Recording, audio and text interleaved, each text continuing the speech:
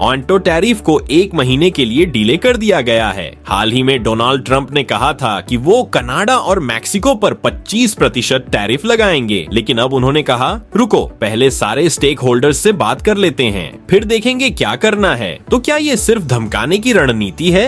देखो, वॉलमार्ट ने भी अपने चाइनीज सप्लायर्स से कहा कि वो 10% टैरिफ खुद ऑब्जॉर्ब कर लें और उन्हें डिस्काउंट पर प्रोडक्ट्स दें, लेकिन मैन्युफैक्चरर्स का कहना है कि अगर वो 2% से ज्यादा का रिडक्शन देते हैं तो उन्हें भारी नुकसान होगा। तो अब सवाल उठता है, अगर डिस्काउंट देना पड़ेगा और मुनाफा नहीं रहेगा तो बिजनेस करने का फायदा ही क्या? हाइपोथेटिकली अगर 2% डिस्काउंट भी मान लें तो भी बाकी चर्चा जारी रहेगी।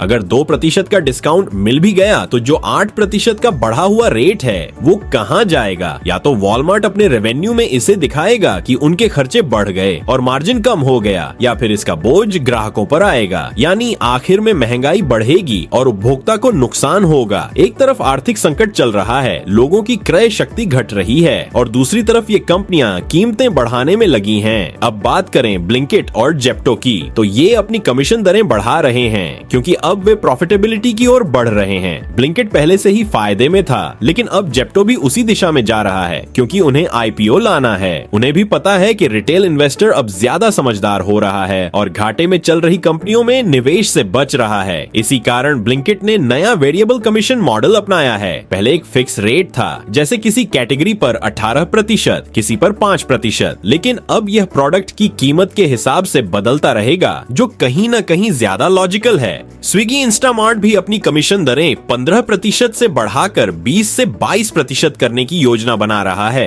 कंपनियां मुनाफा कमा लेंगी, लेकिन जो सेलर्स हैं वे शायद घाटे में चले जाएं। उधर स्विगी और जोमेटो भी अपनी प्लेटफॉर्म फीस बढ़ाने वाले हैं, 15 रुपए से 20 रुपए तक। कंपनियों को अब एहसास हो रहा है कि सरवाइव करने के लिए बैलेंस शीट में अच्छे नंबर दिखाने पड़ेंगे, इसलिए वे प्रॉफिटेबिलिटी पर फोकस कर रही हैं। लेकिन सवाल यह है कि कहीं इस दौड़ में ग्राहक ही न खो जाए। अगर जोमेटो स्विगी महंगे लगने लगेंगे और कोई नया ब्रांड जिसे तगड़ी फंडिंग मिली हो भारी डिस्काउंट के साथ मार्केट में आ गया तो लोग उसे ट्राई करने लगेंगे। पहले जो मॉडल डिस्काउंट पर टिका था, अब वही कंपनियां मुनाफा बढ़ाने के चक्कर में ग्राहकों को दूर कर सकती हैं। ईमानदारी से कहूं तो मेरा खुद का जोमेटो स्विगी से ऑर्डर करने का ट्रेंड काफी कम हो गया है। पहले हफ्ते में 4 से 5 बार ऑर्डर हो जाता था, खासकर ऑफिस में, लेकिन अब ज्यादातर हम ऑफिस बॉय को भेज देते हैं कि जाकर ले आए। क्या आपका भी ऑनलाइन फूड ऑर्डरिंग कम हुआ है?